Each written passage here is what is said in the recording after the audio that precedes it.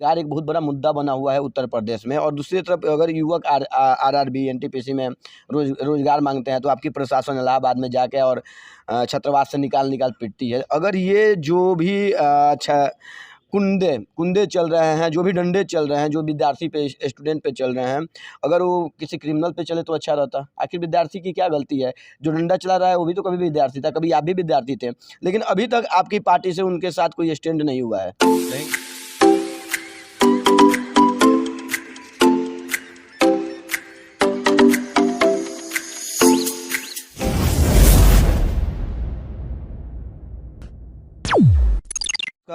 प्रणाम। लगातार देख रहे हैं मैच बॉक्स की टीम आज सुगंधित शहर, सुगंधों की शहर जहां कही जाती है, इत्र की शहर जो कही जाती है, सिकंदरपुर में है। अभी हमारे साथ यहां से भाजपा के वर्तमान विधायक उम्मीदवार संजय यादव जी हैं। संजय जी, बहुत बहुत स्वागत है आपका। टिकट मिलने का बहुत बहुत बधाई है आपको। धन्यवाद। सर, सीधा सवाल करने के लिए मैं जानना चाहता हूँ, इस बार आपको टिकट मिला हुआ है, इस लड़ाई में अपने आप को आप कहाँ देखें? वर्तमान में है, आप ही से कोई लड़ेगा, लेकिन यहाँ पे दलगत समीकरण बहुत अलग अलग है। देखिए, जब से इस देश में श्रद्धेय नरेंद्र मोदी जी इस देश की राजनीति में उन्होंने कदम रखा और देश की राजनीति पूरी तरीके से जैसे उन्होंने बदलने का काम किया, अब कोई जात पात नहीं रह गया है। सभी लोग जात पात से ऊपर उठ के विकास के लिए वोट करते हैं। देश में एक अच्छी सरकार मिले, अच्छा काम करे, सबके कल्याण के लिए योजनाएं लाए, वो सब काम हमारी सरकार ने किया है। भारतीय जनता पार्टी की सरकार में सभी वर्गों के लिए काम हुआ है, इसलिए सब लोग आज भारतीय जनता पार्टी की सरकार फिर से बनाने के लिए निश्चित रूप से मुझे यहाँ आशीर्वाद देने का काम करेंगे। सिकंदरपुर विधानसभा का मुख्य समस्या क्या है सर? समस्या विकास की जो भी आवश्यकताएं थीं उसको हमारी सरकार ने बहुत मजबूती के साथ आगे बढ़ाने का काम किया है। आप किसी भी क्षेत्र में चले जाएंगे, सड़कों का काम बड़ी संख्या में चल रहा है, लोगों के गाँवों में आवास बने हैं, लोगों को जो जिनको आवश्यक था शौचालय दिया गया, घर घर बिजली पहुंचाने का काम हुआ है। जो भी हम लोग आवश्यक था विकास के लिए, हम वो सब काम हम लोगों ने किया है।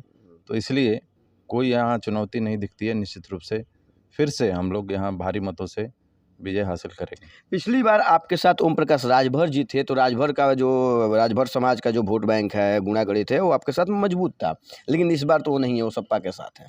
आप किसी भी गांव में चले जाइए, राजभर समाज में ही चले जाइए, आपको सभी लोग सीधे सीधे बताने का काम करेंगे कि हम लोग भारतीय जनता पार्टी के साथ हैं। नरेंद्र मोदी जी के ऊपर उनका विश्वास है।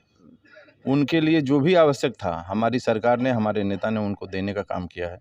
तो इसलिए किसी के बहकावे में नहीं आएंगे। 2019 का आपने चुनाव देखा है, बहुजन समाज पार्टी और समाजवादी पार्टी दोनों लोग मिल के लड़े, लेकिन वोट कहाँ गया? वोट सब नरेंद्र मोदी जी को दिया। लोगों ने आज सीधे सीधे, हर वर्ग के लोगों ने सीधे सीधे मोदी जी को अपना नेता माना है और उनसे सीधे सीधे जनता का गठबंधन है। इसलिए पार्टियां कहीं भी जाएं आएँ, कोई फर्क नहीं पड़ता है। सर, जब बात की जाती है उत्तर प्रदेश राजनीति की, तो जो मुख्यमंत्री के कुर्सी तक रास्ता जाता है, सड़क जाता है, वो पूर्वांचल होके जाता है। पिछली बार आप लोग पूर्वांचल में 120 थे, लेकिन इस बार जो भी है सर्वे के अनुसार से कुछ गड़बड़ दिख रहा है। आखिर क्या वजह है? मैंने वही कहा ना, लोकसभा में आपने देखा कि गठबंधन के बाद से सर्वे का सर, जो वो भी लोकसभा का था, चुनाव था। मैं कह रहा हूँ उस समय जब दो दलों का गठबंधन हुआ तो बहुत कन्फ्यूजन था।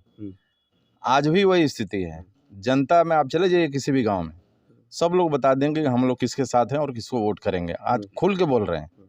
तो इसलिए गठबंधन का कोई मतलब नहीं है और जो भी सर्वे आ रहे हैं उससे कहीं आगे जाके हम लोग की जीत होगी, इसमें कहीं कोई शक नहीं। सर, जब बात किया जाए तो आप युवा हैं, युवाओं की रोजगार एक बहुत बड़ा मुद्दा बना हुआ है उत्तर प्रदेश में, और दूसरी तरफ अगर युवक आरआरबी एनटीपीसी में रोजगार मांगते हैं तो आपकी प्रशासन इलाहाबाद में जाके और छात्रावास से निकाल पीटती है। अगर ये जो भी कुंदे चल रहे हैं, जो भी डंडे चल रहे हैं, जो विद्यार्थी पे स्टूडेंट पे चल रहे हैं, अगर वो किसी क्रिमिनल पे चले तो अच्छा रहता। आखिर विद्यार्थी की क्या गलती है? जो डंडा चला रहा है वो भी तो कभी विद्यार्थी था, कभी आप भी विद्यार्थी थे, लेकिन अभी तक आपकी पार्टी से उनके साथ कोई स्टैंड नहीं हुआ है। नहीं, ये तो चुनाव का समय है, लोगों को कोई और मुद्दा नहीं मिला तो लोगों ने सोचा कि चलो इसी में अपना कुछ जो शरारती तत्व हैं समाज में, जो गुंडे माफिया जो आज हमारी सरकार में जो ज़मीन के नीचे दबे हुए हैं, उनको लगा कि चुनाव का समय है, इसी में कुछ माहौल ख़राब किया जाए। तो छात्रों के बीच में घुस के उन्होंने उत्पात किया। उसको हमारी सरकार ने मजबूती से उसको टैकल किया और शांति कायम किया। अभी कहीं कोई दिक्कत नहीं है। छात्रों के साथ निश्चित रूप से हमारी सरकार खड़ी है, हमारे युवाओं के साथ खड़ी है। युवाओं को रोज़गार के लिए बहुत सारा हमने किया है। स्वरोज़गार के लिए करीब 46 लाख युवाओं को हम लोगों ने स्वरोज़गार से जोड़ने का काम किया है। 5.5 लाख से अधिक सरकारी नौकरियां हमारी सरकार में दिए गए हैं, बिना किसी भेदभाव के। ना 1 रुपये का कोई भ्रष्टाचार का आरोप है। किसी भी युवा से आप पूछेंगे जिनको नौकरी मिली है। अगर पहले की सरकार में आप देखें तो नौकरी के लिए लिस्ट बनती थी और उनसे पैसे की वसूली होती थी, लेकिन आज बिना 1 रुपया दिए हुए आज हमारी सरकार में हमारे युवाओं को रोजगार मिला है। सर एक बात, जब मैं ग्राउंड रिपोर्टिंग कर रहा था, लगभग 1 सप्ताह से आपके यहाँ मैं ग्राउंड रिपोर्टिंग कर रहा था, तो गाँव-वाँव में मैं जब घूम रहा था तो लोग बता रहे थे कि संजय यादव जी ने भाजपा को यहाँ स्टैंड किया है। कैसा मेहनत था सर वो? नहीं, देखिए, हम लोगों ने जो भी हमारे क्षेत्र के सम्मानित निवासी हैं, चाहे वो कोई भी हों, किसी भी, कितना मुश्किल का सामना करना पड़ा था, क्योंकि सपा का गढ़ माना जाता था। हमारे यहाँ पे जो लोग हैं वो निश्चित रूप से बहुत ही अच्छे लोग हैं। बहुत ही सहजता से उन्होंने हमको यहाँ स्वीकार किया था पिछले चुनाव में। इसलिए मैं भी सब बातों से ऊपर उठ के सबको सुनने का काम किया और सबको सम्मान देने का काम किया। जिसकी भी जो भी समस्या थी उसको सुन के उसको हल कराने का काम किया। तो इसलिए आज सभी लोगों का विश्वास मेरे ऊपर बढ़ा है और उनको फिर लगता है कि नहीं, ऐसे ही विधायक को यहाँ रहना चाहिए। तो इसलिए सारी पार्टियों से लोग ऊपर उठ के आज मुझे यहाँ आशीर्वाद देने का काम कर रहे हैं। क्योंकि सर 3 बार सपा रही है, 1 बार बसपा रही है, 1 बार कांग्रेस रही है, तो इतने दिन बाद 91 के बाद, तो इतने संघर्ष के बाद इतना ऊपर लाए हैं पार्टी को यहाँ आप।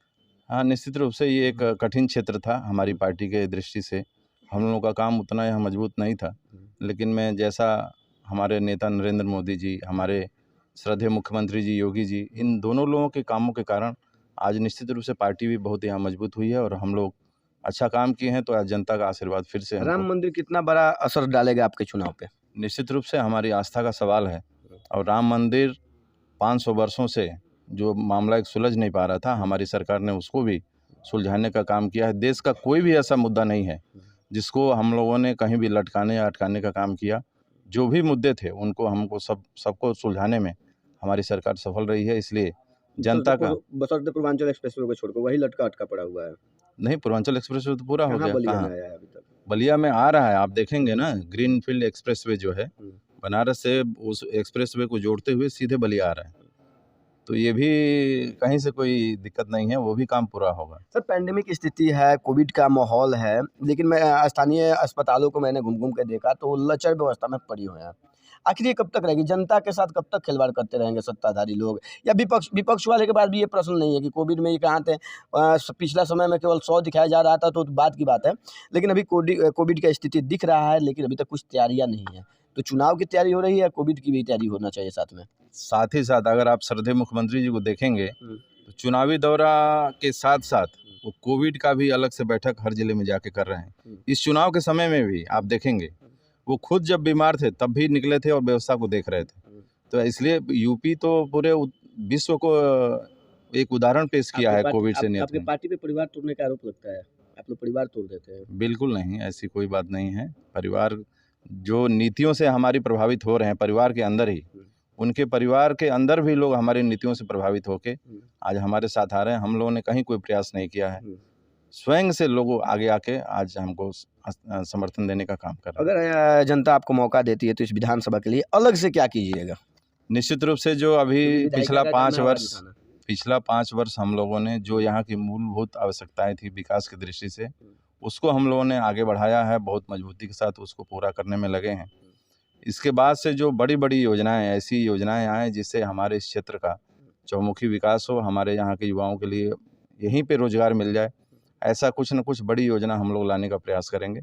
मैं जनता से यही कहने वाला हूँ कि अब जो विकास के लिए आवश्यक था, सड़कें होनी चाहिए, ढांचा तैयार है। ढांचा तैयार करने में हम लोग का 5 साल गया है पिछला। घर-घर बिजली पहुँचाने का काम हुआ है, बड़ी संख्या में लोगों को मकान बने हैं। अब इससे आगे का जो विकास की आवश्यकता होगी उसको भी हम लोग पूरा करने का काम करेंगे। छोटा प्लेटफॉर्म सर, लंबा बातचीत नहीं कर सकते, मैं लगातार आपके साथ बना रहूँगा। मैच बॉक्स की टीम, हम लोगों की टीम से मिलकर सर आपको कैसा लगा? बहुत अच्छा, आप लोगों ने पूरे क्षेत्र में घूम के आपने काफ़ी दिनों से यहाँ सर्वे किया है, लोगों से आप मिले हैं, लोगों ने भी आपको यहाँ बताने का काम किया है। मैं आपका बहुत धन्यवाद करता हूँ कि आप इतना यहाँ समय दे के हमारे क्षेत्र में लोगों का क्या उनका कहना है उसको आप भी आज जाने हैं और हमारा भी आप आज जनता को क्या मेरा संदेश है उसको भी आप दिखाने जा रहे हैं। बहुत-बहुत आपका धन्यवाद सर, बहुत-बहुत धन्यवाद। तो पीछे वीडियो में आप देख रहे थे, पीछे वाले वीडियो में कि संजय जी हमारे साथ थे, संजय यादव जी, और ये क्या बोले ये आप देख सकते हैं कि चौमुखी विकास के लिए एक बार मौका मिला है, एक बार और मौका मिलता है तो लगातार हम विकास करेंगे। सब्सक्राइब नहीं किया है तो कर लीजिए, और फेसबुक पेज पे पेज को लाइक कीजिए, फॉलो कीजिए, वीडियो को फैलाइए।